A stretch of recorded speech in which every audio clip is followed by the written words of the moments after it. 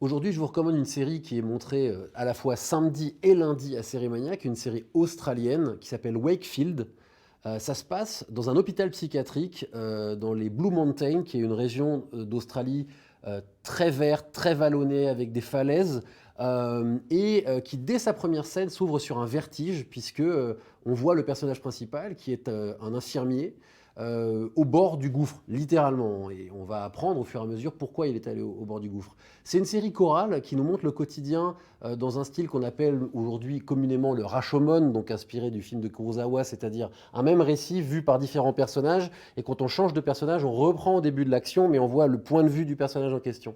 Et qui va nous montrer le quotidien de cet hôpital psychiatrique, des malades qui sont jamais caricaturaux, ça m'a beaucoup plu, qui ont parfois des pathologies assez lourdes et assez dramatiques qui permettent de raconter des histoires émouvantes, mais qui sont pas, on n'est pas dans la comédie. On pense en France à une série comme HP qui va jouer aussi sur la comédie et l'émotion. Là, on est vraiment uniquement, quasi uniquement dans l'émotion.